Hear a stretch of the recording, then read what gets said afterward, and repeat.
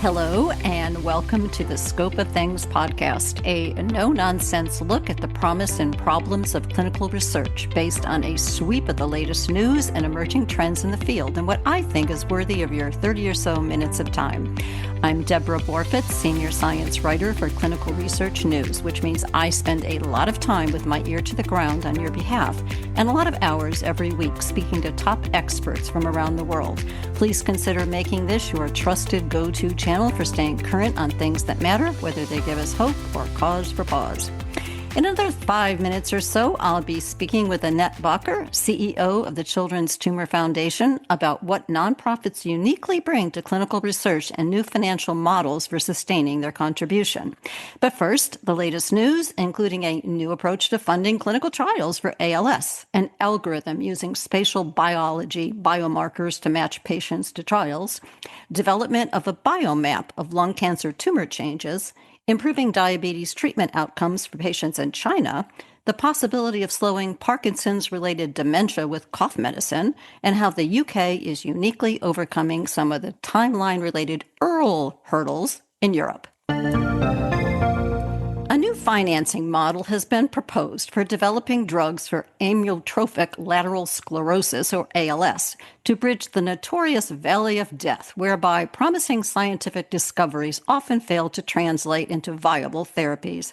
The so-called Fund of Adaptive Royalties approach merges the efficiencies of adaptive platform trials, which allow multiple drug candidates to be tested simultaneously under a single master protocol, with a fund that rewards investors with future royalties from successful drugs that emerge from the trials. A simulated fund of this type generated an estimated return of 28%, with a 22% probability of total loss, making it potentially attractive to hedge funds, sovereign wealth funds, family offices, and philanthropists. Returns more palatable to mainstream investors might be generated by funding multiple platform trials simultaneously and employing financial tools that bundle future income from assets like loans or royalties into investment products. Researchers at Virginia Commonwealth University have been working with principal investigators across campus to include spatial biology biomarkers in their cancer clinical trials to predict patient responses prior to enrollment, and when individuals can't be part of a trial, point them toward already approved drugs that could help. The guidance is provided by TACIT, short for Threshold-Based Assignment of Cell Types from Multiplexed Imaging Data, an algorithm that assigns cell identities based on cell marker expression profiles and, thanks to artificial intelligence, does the job in minutes rather than weeks. TACIT distinguishes cells using data from over 5 million cells across major body systems like the brain, gut, and oral glands. In a new study, it was found to outperform existing unsupervised methods in accuracy and scalability while revealing new cellular associations, and the results strongly agreed with genetic and protein data sets. I'm writing a piece on this for Diagnostics World News, so be on the lookout for that to learn more. City of Hope was recently awarded close to $24 million from the federal government to create a biomap of tumor changes that cause immunotherapy resistance in advanced or metastatic non-small cell lung cancer. As part of a national precision cancer therapy program, it will be conducting a 6-year, 535-patient clinical trial designed to adjust treatment as resistance arises, with the goal of increasing progression-free survival by 50% in at least one patient group. Investigators will monitor tumor trajectory and patients' response to treatment using techniques like liquid biopsies, single-cell sequencing, and radioimaging. They are also funding the development, testing, and matching of new biomarkers with therapeutic options currently available or in a clinical trial. Trial enrollment begins within 12 months. A large-scale pragmatic clinical trial has launched in hospitals across China designed to improve treatment outcomes for patients diagnosed with diabetes by using a Chinese-specific version of the genetic risk score to distinguish between people with a type 1 and type 2 disease variety, since patients in the region often don't fit the classic Asian weight profile with which the diseases are diagnosed. And about 25% of individuals with newly diagnosed type 1 diabetes lack detectable islet autoantibodies measured by early detection tests. Misdiagnosis of the type 1 adult onset variety, whereby the body's own immune system attacks insulin-producing beta cells in the pancreas, means delays in getting daily insulin injections to avoid complications. Type 2 diabetes, which can be triggered by high body mass index, has several treatments, and nearly half of patients with a short disease duration may succeed in achieving disease remission. A landmark study in Canada has found that a cough medicine used safely for decades in Europe could potentially slow Parkinson's-related dementia.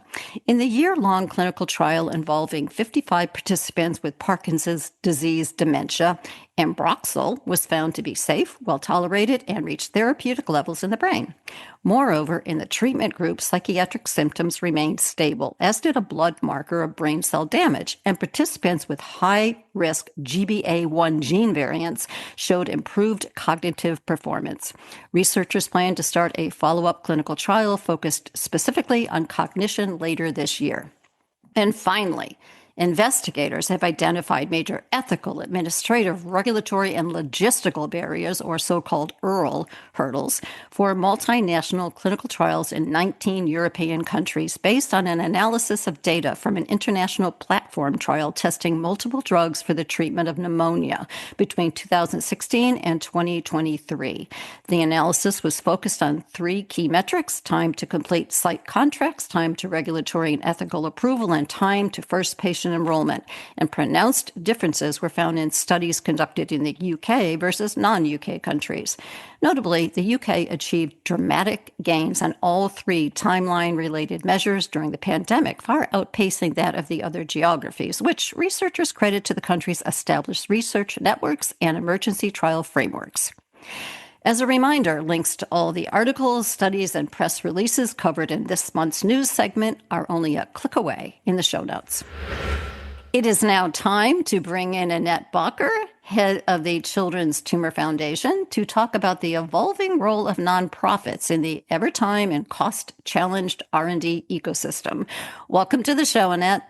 Thank you so much, Deb. This is so interesting. Thank you. You are so welcome. When we last spoke a few months ago, one of the things that stuck with me was your motivation for pivoting from industry to the nonprofit sector, where there is a shared, as you said, urgency with patients to get to answers rather than to, get published or keep things secret.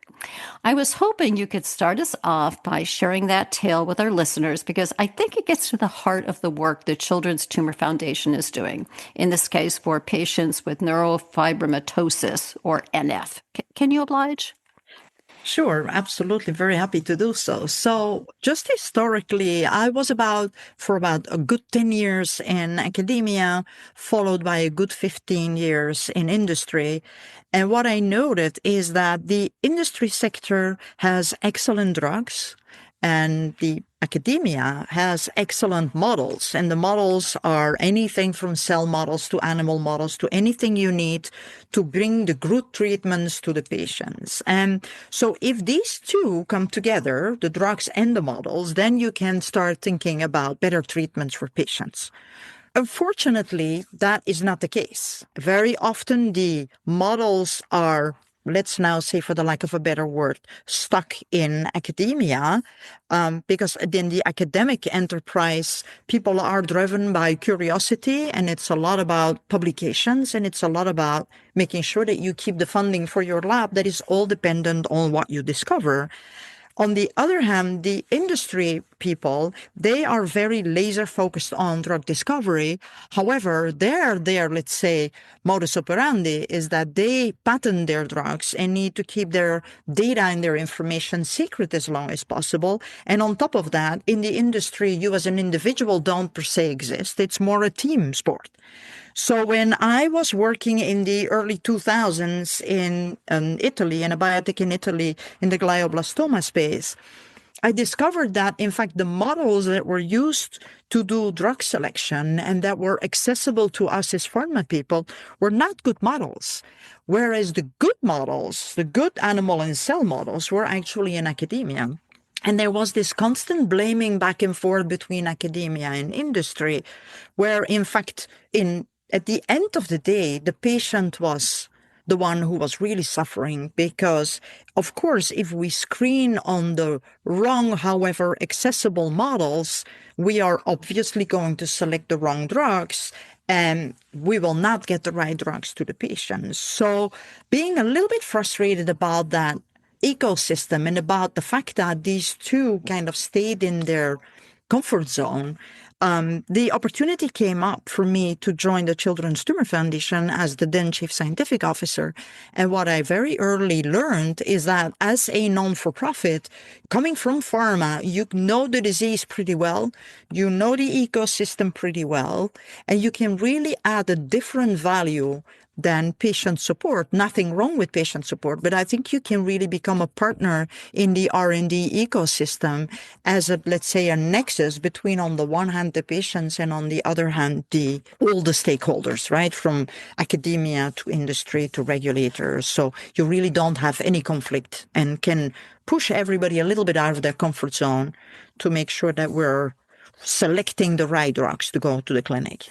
Got it. And I'd love to revisit specifically what you would call the shelved asset problem, whereby a lot of great drugs are effectively being trashed because they don't meet a company's commercial or strategic business goals, or because they buy a basket of assets from biotech and focus on only one of them and sort of ditch the rest. But please share your views on how a nonprofit like the Children's Tumor Foundation can step into that gap to become a true R&D partner with a pharma company. Yeah, thanks for that question. I think the shelved assets is a very interesting problem, is that pharmaceutical companies, a lot of pharmaceutical companies are working on very similar mechanisms and very similar molecules. And so when there is the observation that maybe another pharmaceutical company is ahead or is closer to approval, the big pharmaceutical companies and the small ones actually shelve that asset for anything from commercial to strategic reasons. So for me, a shelved asset is not an asset that is shelved because it's toxic, right? Those are the assets that should never come anywhere close to the clinic. For me, the definition of a shelved asset is an asset that still has IP, that still can be great for any other disease than for which it was being developed, that still has a commercial value, so that there is a real justification to get these assets back into, let's say, active development. The challenge is that for a pharmaceutical company, especially focusing on the rare diseases, that is a really hard place for pharmaceutical companies. Why? Because first of all, there is thousands of rare diseases. The second thing is that the companies, for them, this ecosystem of that specific rare disease is really unknown. There's very few researchers, there are very few models. And once an asset is shelved, the project team within the company is, let's say, reassigned to other projects, leaves the company. I mean, there is a whole reshuffle of these experts that were working on these shelved assets, that in fact there is not really anyone left to care about these assets. And that is where I could see an organization like the Children's Tumor Foundation come in, or another nonprofit, obviously, to really act as an R&D partner for these companies in a couple of ways. One, we, for example, specifically at CTF, we do what we call target and drug scouting, which means that we looked at what has been published, then we look at for what has been published as new molecular mechanisms, are there any drugs that exist that could potentially benefit our patients? We know the disease really well, but we also really know well the community. And so we have built what I would call an NF therapeutic accelerator that is composed of two elements. One, there is a preclinical hub, and we have a dedicated staff member who runs the preclinical hub, that if a drug gets identified, she exactly knows in which models they should be tested, which models we can have access to, because a lot of the agreements have already been, let's say, mapped out with the academic institutions. So that is a way to really accelerate the preclinical, let's say, de-risking of that molecule, and then couple that to also what you just mentioned, the platform trials in ALS. We have also a multiple platform trials now for NF. So the idea is, can we make sure that we kill this drug fast, right? That if a drug doesn't make sense, is not a good drug for our patients, let's make sure that we get that drug as quickly as possible out of the door. Because there is one thing that we have in common with the pharmaceutical companies is that we want to be fast, just like what companies want, and we want treatments for our patients. And so those two wishes align really well. And I know that the academic institutions are also interested in making sure that their science actually translates into better treatments. So it's a way of bringing the world together and stop having people locked up in their little boxes, but really bring that human factor as well into the mix with the patients at the table and no longer on the table. And on a very related note, I'd like to turn to the idea of creating a centralized drug vault where companies might be incentivized to deposit their shelved assets rather than letting all the accumulated data quietly gather dust. I know this wasn't your idea, but could you perhaps explain the premise and why you think it might work? Yeah.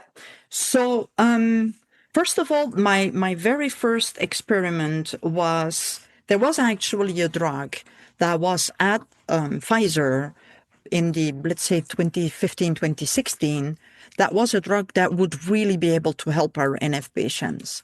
That drug was shelved by Pfizer, and we wanted to prove that it was possible to get a drug that was actually shelved to get that back into commercial.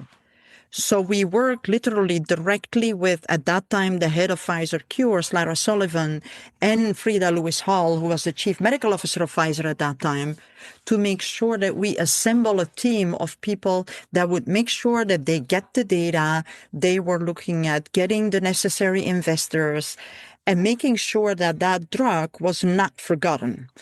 And the reason why we identified that drug is that we already had generated within the academic institutions good clinical data for that molecule. So that molecule was really well, let's say, de-risked for NF.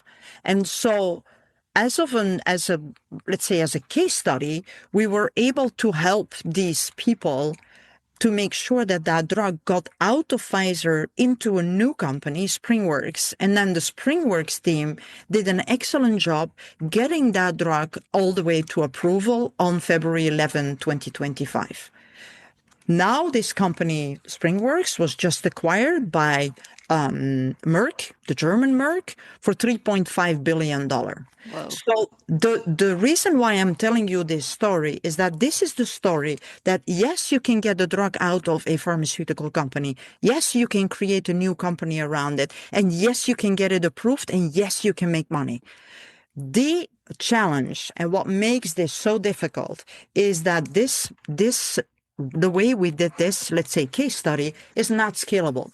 To give you an idea, Frida and Laura managed to get 200 volunteers at Pfizer who worked day and night on their weekends to make sure that the necessary data on these shelved assets were collected, organized, and usable to spin out a new company. Mm-hmm. So you're dependent on 200 volunteers, which of course is a very unique thing, but is not a very scalable thing. So that is where we then came up with the idea, and where, in fact, now we're working together with Professor Andrew Lowe, Dr. Frida Lewis Hall, Dr. Tanisha Carino, and myself to figure out, can we create a vault so that these shelved assets can be together in one organized way, that we don't have to redo the 200 volunteer experience every time we have a shelved asset. The other challenge that we're trying to solve here is that it is very difficult to know which assets were shelved in a pharmaceutical company or not. So it is also, I think, the number of shelved assets that people are talking about are highly underestimated. I think there are way more. So the idea is we're working now on this project to create the vault. Dr. Lowe is looking at building a business model to also get a return on investment. Tanisha is focusing on the policy side of the world. Can we do something? Frida is the one who did it. So she is really our brain trust to make sure that we're getting these assets to something that is valuable.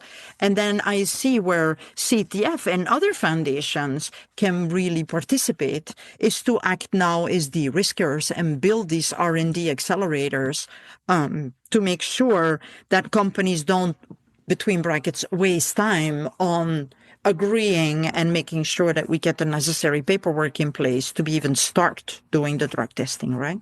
Yeah. Definitely keep me posted on progress. That is super exciting and very innovative. Are you enjoying the conversation? We'd love to hear from you. Please subscribe to the podcast and give us a rating. It helps other people find and join the conversation. If you've got speaker or topic ideas, we'd love to hear those too. You can send them in a podcast review. Meanwhile, the Children's Tumor Foundation has, in fact, some active R&D accelerators. You just referenced one a moment ago. Can you talk a little bit more about that? And I think there's a great deal of emphasis on patient-centric platform trials in particular. Yeah. The value of all that. Well, the value of the preclinical hub is really to make sure that we get a drug very quickly from we don't know what it's doing to it's working or it's not working. Because especially for the biotechs, they are very on very short runways, specifically in the current investment environment that we are in. The faster they can know whether a drug has, I always say, has legs, yes or no, right? Could make it through the clinic or not, is something that you need to know faster sooner rather than later. Mm-hmm. The problem with a lot of these is the agreements in getting the necessary legal agreements and lawyers in the room to agree on conditions and on everything that actually delays the onset of the trial, scares especially the small biotechs. So they will just not do it because it takes too long. Mm-hmm. So that is in fact the reason why we've built this preclinical hub that is in fact a network of both public and private partners. Both academic labs and CROs are member of that preclinical hub.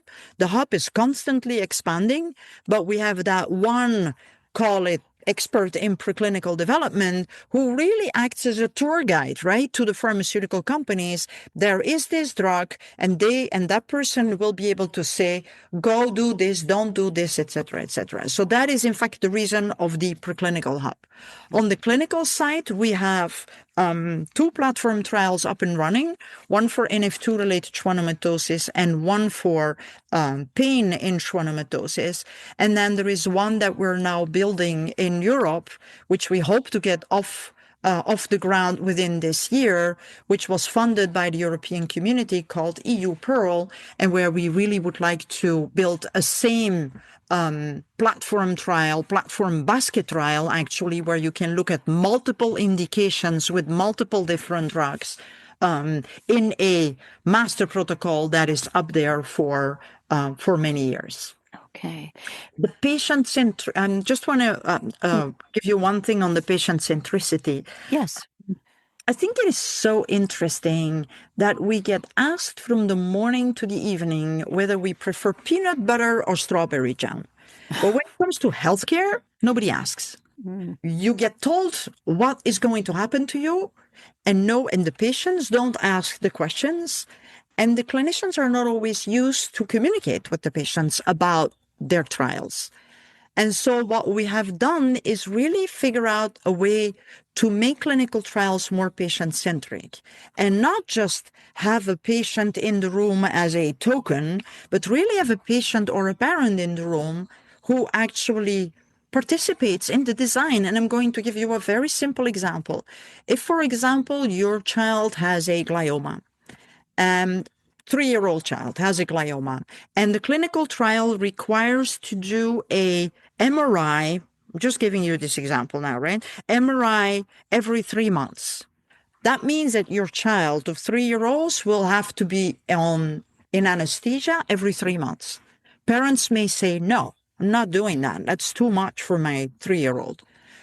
What if you get a conversation and you agree with the clinicians that you would do an every 6-month MRI? And then the parents are like, okay, twice a year, every 6 months, I can live with that. Now you have a patient-centric trial. And now you get the trial that opens and your patient recruitment will not be a problem.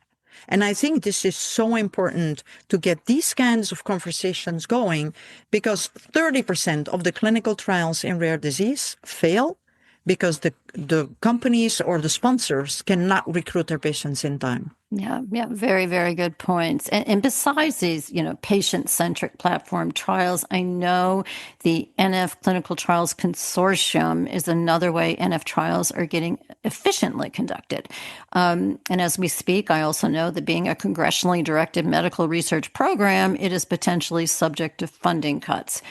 But that aside, tell us about why this consortium matters and deserves financial support.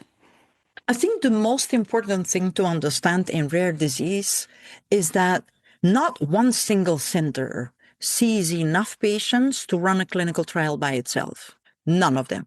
If you would do a breast cancer trial, you could do that in one center. But an NF trial can never be done in one center for the simple reason that there is not enough patients in any of the centers. So you need multiple centers.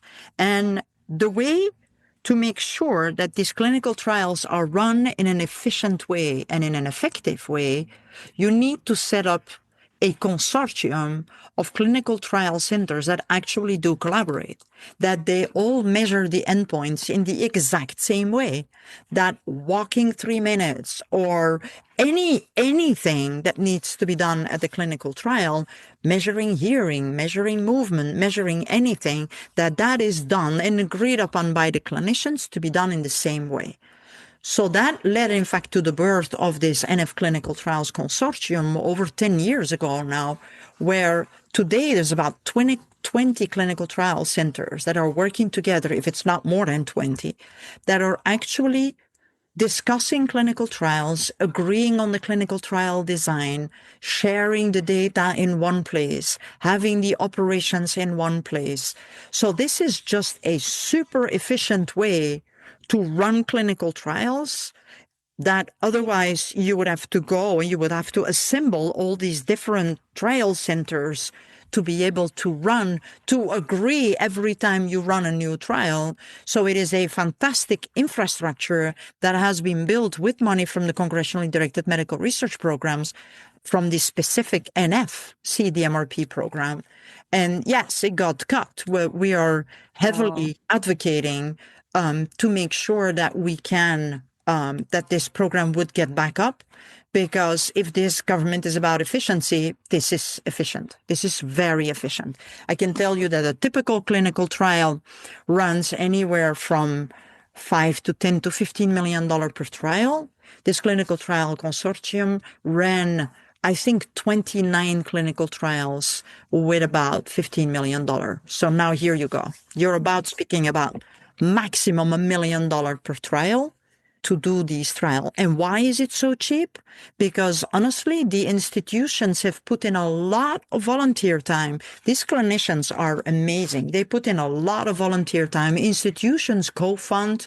So it's really an ecosystem that is super efficient in making sure that we run clinical trials together. And it's a prototype for rare disease, if you ask me. Yeah. So there is the platform trials on the one hand, the clinical trials consortium on the other hand. I think with those two, we will be able to run the clinical trials. And I will keep advocating to make sure that this program doesn't get cut. You have a strong case there, Annette. I think so. Yeah. It's just about efficiency, right? And it's about building prototypes in case studies for rare disease. And the reason why this clinical trials consortium is so important is because there are certain studies that are not of interest to the pharmaceutical companies. A drug that was already approved for many years, a drug that is off patent, certain things that don't have per se a commercial value, but have a huge patient value. And so this is where I think the government should be investing their money, in things that matter to patients, but don't always lead to return on investments. Yeah. Makes total sense to me. I love your thinking. And I have to say, I also love another idea that you previously shared with me about how to better inject capital into early stage biotechs. biotechs focused on rare disease by building, I think you called it a financial continuum to reward their progress and that of their nonprofit partners step by step. I think I'd like to end today's chat with that hopeful vision. Does that sound good to you? Sounds perfect. So I see it as also with some of my friends who are in the nonprofit, friend CEOs, Michael Hunt, Mark Reutmeyer from the Alzheimer's Drug Discovery Foundation. We are in fact together thinking about ways of being part of also a financial continuum. And let me explain what that means. So we, for example, as a foundation, we are not wealthy, but we can put enough money in there to get an idea from a non-investable brilliant idea into an investable brilliant idea. And we have done that for many, many years when it comes to the academic researchers, where we will give the academic researchers small grants to be able to create the preliminary data set that they need in order to then get access to the bigger funds from the NIH, CDMRP, any of the bigger funding.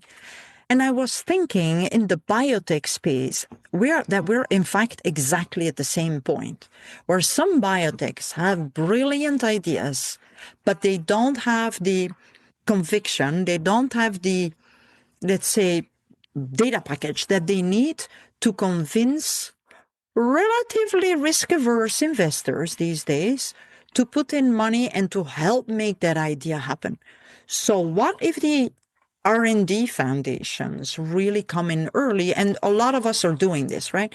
Giving money to these non-investable, brilliant ideas from the biotechs and get them to a point where we then create a financial continuum with the investment community, where we can say, okay, Mr. and Mrs. Investor, you have more money than me, but I can de-risk it. And can we create so that we can pass these great de-risked ideas on to you who have more money, and then you pass it on to one who has even more money. So really creating that financial continuum, just like we create a research continuum, right? It's like building pipelines. That's in fact my big dream. But we would need the investment community to come together and to partner with us and say, we are with you, we are willing to inject some capital to help you de-risk. Because my real dream is to become autosufficient, that in fact we make enough money that comes back to the foundation, that in fact this becomes a kind of flywheel of research pipeline and financial pipeline, and that we can bring these treatments to the patients that so deserve the treatments that we're developing. Well, I absolutely love your vision of this new kind of ecosystem, Annette. And it has been an absolute delight having you as a guest on today's show. Thanks for taking the time to share your passion for finding answers for patients with NF, as well as pointing to a way forward where nonprofits function more proactively and sustainably in the clinical trials enterprise. I hope we can speak again with news of a cure, or at least better ways to manage the many symptoms and complications of this perplexing disease, and really just everything that you are doing for the larger world of clinical research and patients in general. Thank you. Thank you so much. Yeah, I just wanted to close with an invitation to the pharma companies and the investors to really look for those foundations that are more R&D and patient-driven, but science foundations. And let's work together. We can do it. We are playing a very unique role in the R&D ecosystem, from on the one hand being with the patients and caring for the patients and bringing in that human factor, that it's about people, it's not about a scientific problem. And then on the other hand, kind of really connecting that to the investment in the pharma sector. Let's do it. Let's do it. Okay. Thank you again, Annette. And as always, a big thank you to everyone out there for listening in. If you're not subscribed to this podcast yet, please consider going to Apple Podcasts and doing so right now so you don't miss your monthly dose of news and perspectives you'll be hard-pressed to find anywhere else. And if you're up for it, I'd also be so very grateful if you'd leave a rating and review while you're there. One more thing before we go. If you like today's conversation, it is only a glimpse of what you can expect from Scope Europe presenters and panelists. Please plan to join us October 14th and 15th in Barcelona, when clinical operations executives will be exploring the latest trends in clinical trial innovation, planning, and operations. Save an additional 10% off any current rate by using the code SOT10. For more information, visit scopesummiteurope.com. Bye for now.